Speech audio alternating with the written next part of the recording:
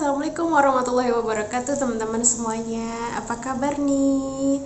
Semoga selalu sehat, bahagia, dan semangat ya.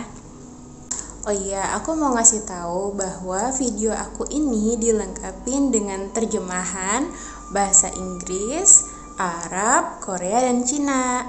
Semoga bisa bermanfaat secara internasional. Amin. Nah, bagi kalian yang belum subscribe aku, yuk subscribe aku dulu di sini nih. 3, 2, 1. Makasih guys. Dan juga bagi kalian yang mau follow Instagram aku, boleh banget. Follow di bawah ini, linknya ada di description box. Makasih ya. Masih pakai baju yang sama karena aku recordnya barengan. Nah, kali ini aku pengen cerita-cerita tentang seorang anak yang mengalami kekerasan dari orang tuanya. Dan kekerasannya ini berlangsung selama 24 tahun. Kisah ini menceritakan tentang anak perempuan yang disekap sama ayahnya sendiri selama 24 tahun. Dan sampai kisahnya ini saking fenomenal, itu sampai dibikin jadi film yang berjudul The Girl in the Basement. Jadi pertama aku pengen ceritain dulu versi filmnya yang terinspirasi dari kisah nyata. Jadi nanti aku ceritain filmnya dulu, terus nanti aku bandingin dengan kisah nyatanya.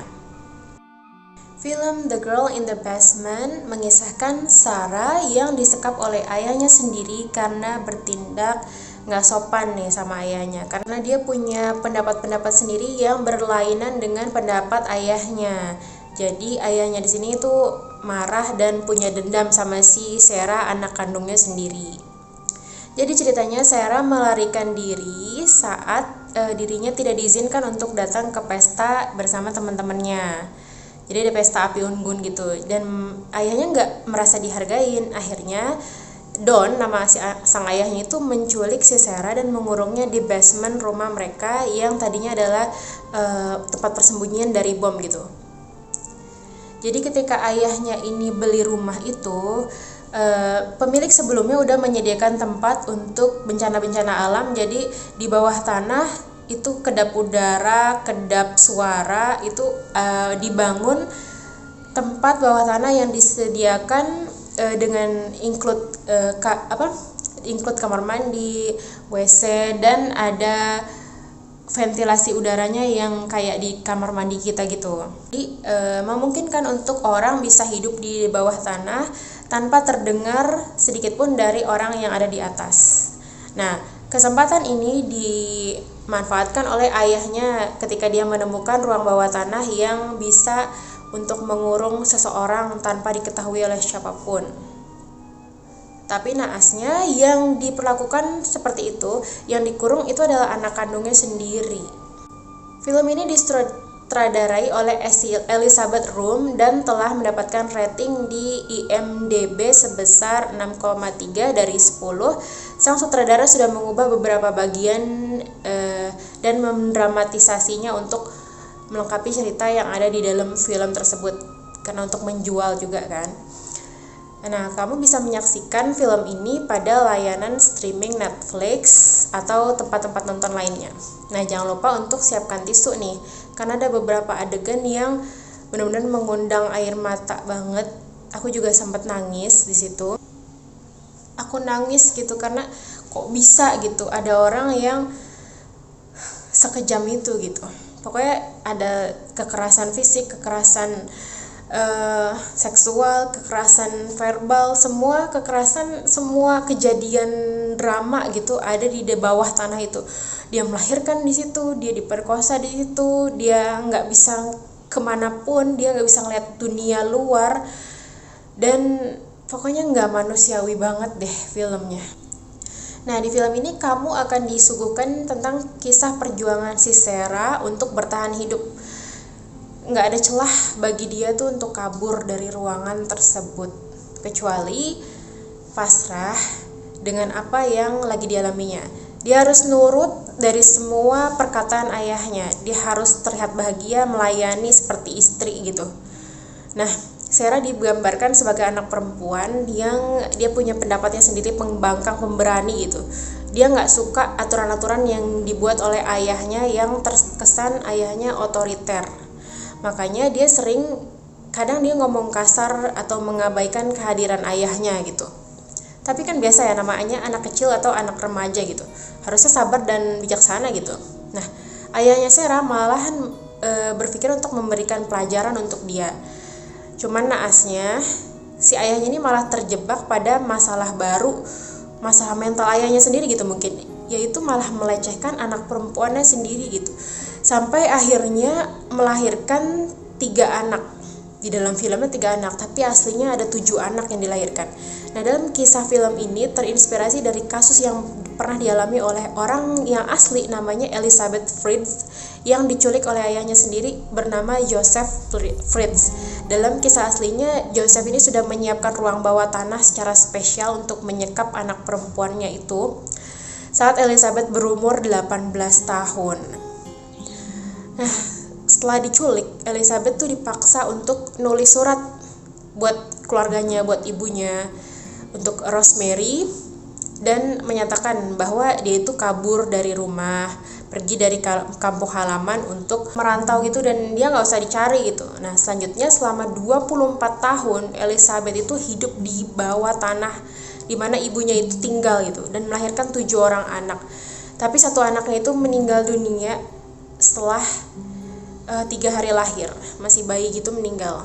Nah, jadi dalam filmnya itu kita nggak tahu ya apa yang dialami sama Elizabeth di dalam, tapi mungkin filmnya menggambarkan apa yang terjadi di dalam bawah tanah itu, yang mana di bawah tanah itu pengap, cuman ada sumber udara, sumber oksigen dari ventilasi kecil, seperti di dalam kamar mandi kita yang biasa kita lihat gitu, yang ada kipasnya.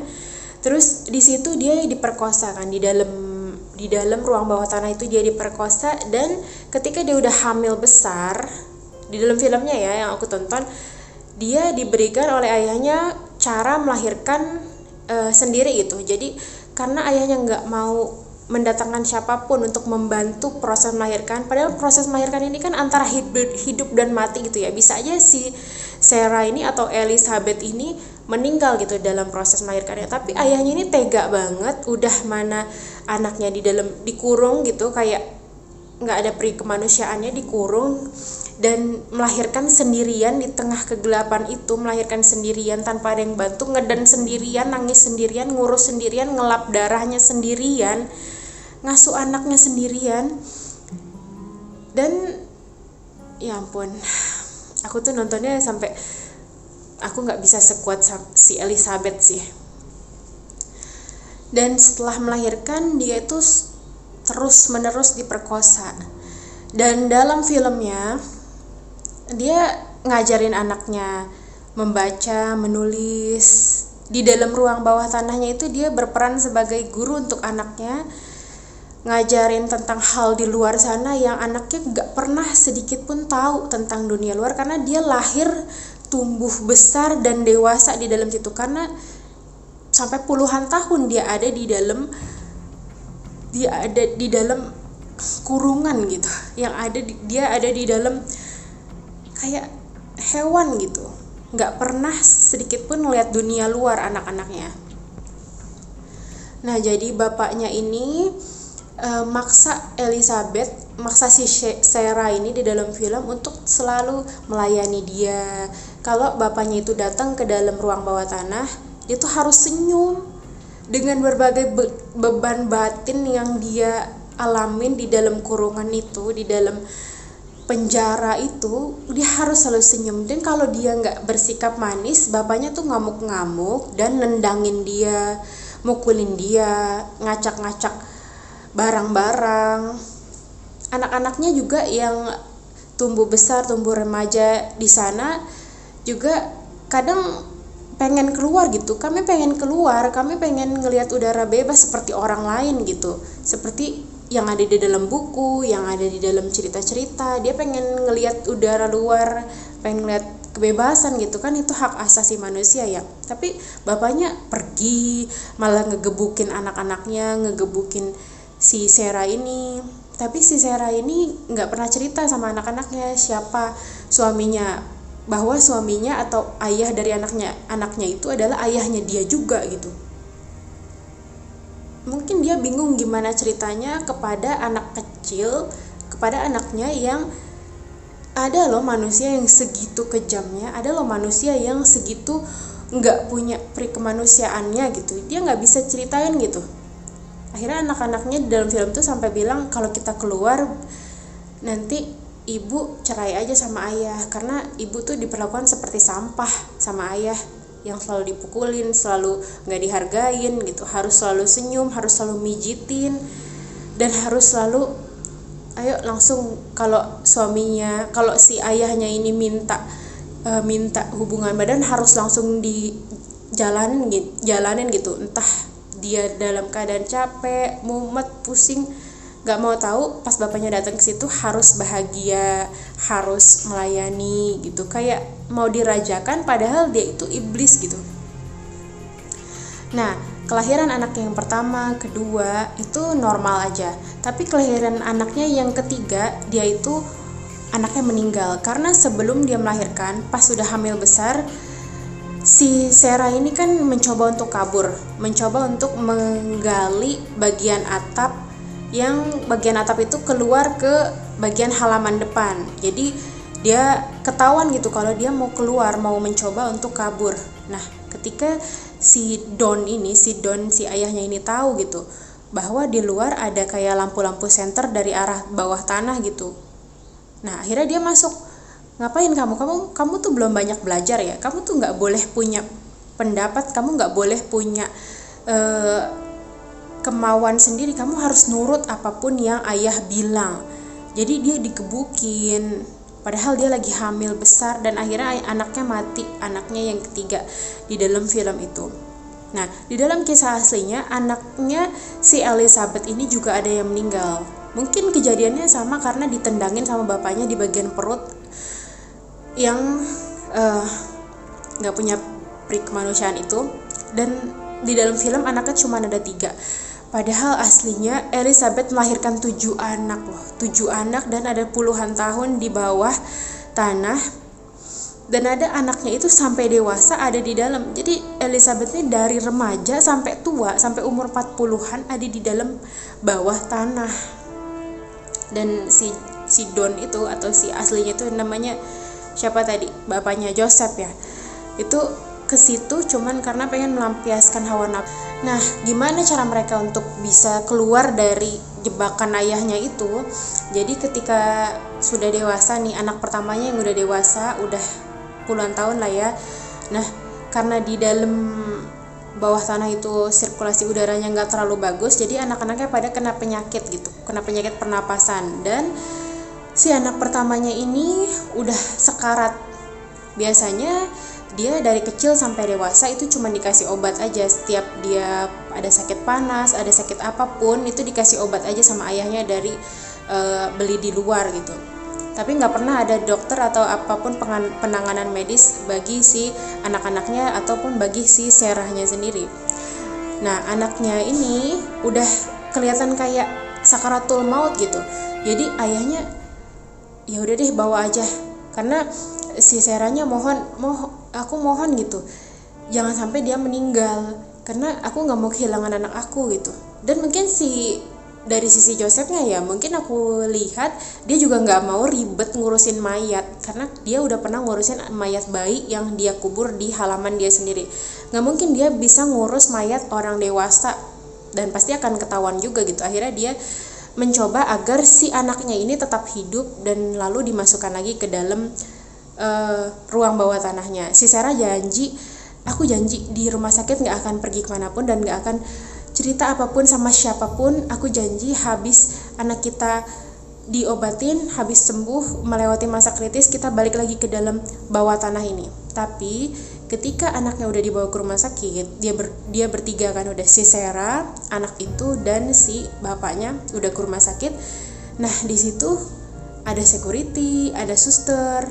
Nah, ketika si bapaknya ini ngurus-ngurus surat, si Sarahnya atau si Elizabethnya itu kabur ke suster yang ada di dekat security. Jadi dia langsung bilang help me. Nah, disitulah Disitulah ayahnya ditangkap dan bebaslah mereka berdua. Nah, anak-anaknya yang lain yang ada di dalam ruang bawah tanah itu dikeluarin dalam keadaan udah engap banget, karena mungkin si ayahnya ini mematikan ventilasi sirkulasi udaranya itu. Jadi pas dikeluarin sama polisi dari ruang bawah tanahnya, orang-orang yang tadinya tinggal di situ kan ada ibunya si Sarah sama keluarga-keluarganya yang lain kan, pada terpelongo gitu. Ternyata di bawah itu ada manusia yang hidup gitu, yang mereka cari-cari selama ini, yang mereka pikir entah ada di mana, merantau di mana gitu. Ternyata hidup di bawah dan mereka dikeluarin udah pada engap gitu, udah pada kayak gitu, udah pada hampir mau meninggal juga. Dan nggak ada yang nyangka ada manusia sebejat bapaknya itu. Dan itu sampai dijadiin film yang aku tonton sekarang. Kok bisa gitu? Nah, dari kisah si Sarah dan Elizabeth tadi, kita pengen tahu nih, sebenarnya apa sih hak-hak anak yang udah dimilikin sama anak dan harus dijaga oleh setiap orang, walaupun itu bukan ayah dan ibunya gitu. Jadi ketika ada yang melihat dia tidak mendapatkan haknya, kita bisa punya pegangan gitu, sebenarnya hak-hak anak itu seperti apa. Nah, di sini udah aku cari tahu, aku tanya di detik.com, hak-hak anak itu ada 10. Menurut detik.com, anak-anak memiliki hak yang wajib dipenuhi oleh orang tua atau wali asuhnya. Nah, hak tersebut bahkan diamanatkan oleh Persatuan Bangsa-Bangsa atau PBB. Nah, draft awal mengenai 10 hak-hak anak diinisiasi oleh Eglantine Jebb. Dia adalah perempuan asal Inggris yang mendirikan organisasi non-profit internasional Save the Children dan terketuk hatinya untuk membuat draft hak-hak anak. Hal ini karena Jebb menyaksikan penderitaan anak-anak secara langsung pada Perang Dunia Pertama. Pada tahun 1923, Mbak Jebb ini mengusulkan draft tentang deklarasi anak-anak di Liga Bangsa-Bangsa. Kemudian, tahun 1954, PBB mengumumkan tentang hak-hak anak. Dan akhirnya pada tahun 1989, draft tersebut disahkan sebagai Konvensi Hak Anak. Nah, di Indonesia, konvensi hak anak tersebut disetujui melalui keputusan Presiden nomor 36/1990 tanggal 28 Agustus 1990. Dikutip dari situs Ruang Guru PAUD, Kementerian Pendidikan dan Kebudayaan. Nah, hak anak yang pertama ini adalah mendapatkan nama atau identitas resmi. Untuk itu terdapat beberapa hal yang perlu dilakukan, seperti menyiapkan data orang tua dari si anak seperti KTP, surat nikah untuk pembuatan akta kelahiran. Jadi di sini harus ada pernikahan dulu. Nah, kemudian mendaftarkan anak ke Dinas Kependudukan dan Pencatatan Sipil untuk dimasukkan ke kartu keluarga. Jadi anak di sini enggak tiba-tiba ada dan enggak jelas siapa identitasnya gitu. Dan memastikan nama anak tertulis dengan benar di akta kelahiran dan kartu keluarga. Jangan sampai ada salah huruf. Itu juga berkaitan dengan ijazahnya nanti. Nah, hak memiliki kewarganegaraan juga. Setelah memiliki akta kelahiran dan setelah dewasanya, kelak akan mendapatkan KTP dan paspor sesuai dengan akta kelahiran tersebut. Terdapat pengecualian bagi anak Indonesia yang lahir di Amerika Serikat atau di luar negeri. Nah, sang anak berhak mendapatkan status kewarganegaraan ganda terbatas hingga usianya 18 tahun. Di atas usia tersebut, anak berhak memilih satu kewarganegaraan saja yang dia inginkan. Yang ketiga adalah hak memperoleh perlindungan. Anak-anak berjenis kelamin apapun berhak mendapatkan perlindungan dari kekerasan psikis maupun mental maupun fisik dari orang tua atau dari siapapun anggota keluarga, dan mereka dilarang untuk melakukan kekerasan verbal maupun non-verbal. Orang tua juga berkewajiban terhadap keselamatan anak. Yang keempat, hak memperoleh makanan. Anak membutuhkan pangan dengan kualitas gizi yang baik untuk tumbuh kembangnya. Hal ini dapat dilakukan dengan memberikan ASI di kehidupannya yang pertama, ASI eksklusif atau susu formula hingga usianya 6 bulan. Selanjutnya, setelah anak tumbuh menjadi balita, anak diberikan makanan pendamping ASI atau MPASI dan memberikan makanan bergizi lainnya. Yang kelima, hak anak atas kesehatan tubuh yang akan membuat anak berkembang secara optimal. Hak atas kesehatannya. Anak berhak memiliki tubuh yang sehat, Nah, hal ini dilakukan dengan memberikan makanan yang sehat dan bergizi, menyiapkan lingkungan yang bersih, dan membiasakan perilaku hidup yang sehat dari kecil sampai dia menjadi kebiasaan di dewasanya, serta memberikan pakaian yang layak dan bersih. Yang keenam adalah hak rekreasi. Hak rekreasi adalah memberikan anak-anak kebahagiaan dengan mengajaknya berjalan-jalan. Nah, orang tua atau wali asuhnya dapat melakukannya dengan melakukan piknik dan membawa bekal makanan untuk mereka. Rekreasi tidak harus dilakukan dengan mengunjungi tempat-tempat yang mahal atau mewah, karena tujuan dari rekreasi ini adalah membuat anak-anak merasa senang. Jadi anak-anak tidak tahu yang mana mahal, mana tidak, yang penting mereka merasa senang. Yang ketujuh adalah hak mendapatkan pendidikan. Orang tua adalah pendidik pertama bagi anak. Dia adalah pihak yang mengajarkan anak untuk mendengar, melihat, dan merasakan apapun pertama kali di rumah. Mengajarkan nama-nama benda, dan hal tersebut dapat mempengaruhi pandangan anak hingga dewasa kelak. Dengan bermain, anak dapat mengetahui dunia dan sekitarnya, dapat belajar dan bertumbuh kembang. Orang tua diharapkan selalu mengawasi anak-anak saat bermain, karena mereka belum tahu tentang bahaya di tempat-tempat tertentu. Yang kesembilan adalah hak untuk berperan dalam pembangunan. Anak juga mendapatkan hak untuk menjadi warga negara yang baik. Orang tua dapat mengajarkan anak untuk berperan dalam pembangunan dengan mengenalkan pengetahuan kewarganegaraan untuk anak. Hal sederhana untuk berperan dalam pembangunan yang dapat dilakukan orang tua dan diajarkan kepada anak adalah mengajarkan anak selalu membuang sampah pada tempatnya. Yang ke-10 adalah hak untuk mendapatkan kesamaan. Anak berhak mendapatkan kesempatan yang sama untuk tumbuh dan berkembang. Hak anak yang ke-10 ini berhubungan dengan ke-9 hak anak yang telah disebutkan di atas. Semua anak berhak diberikan tanpa membeda-bedakan anak satu dengan anak yang lainnya. Itu tadi penjelasan 10 hak anak sesuai dengan yang diamanatkan Konvensi PBB untuk selalu memenuhi kebutuhan hak anak, karena anak adalah harapan bangsa. Nah, itu tadi adalah hak-hak anak yang ternyata banyak banget nih yang dilanggar sama orang tuanya si Elizabeth dan si Sarah.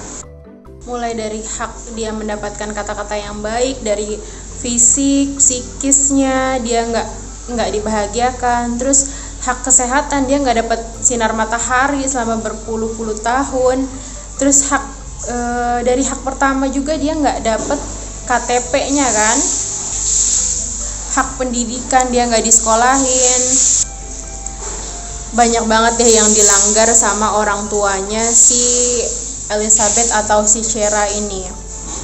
Jadi kalau kalian melihat ada pelanggaran nih yang dilakukan sama seseorang oknum di lingkungan kalian, kalian bisa ngelaporinnya ke pihak yang berkewajiban atau yang berwenang di tempat kalian di setempat, karena banyak orang tua yang dia cuma bisa untuk menghadirkan anak itu di dunia, tapi dia nggak bisa bertanggung jawab atas anak itu, karena anak itu makhluk hidup yang harus dia urusin, harus dia didik, harus dia bentuk, bukan malah untuk dijadiin bahan pelampiasan atas kehidupan dia yang ruwet dia lampiasin ke anaknya gitu.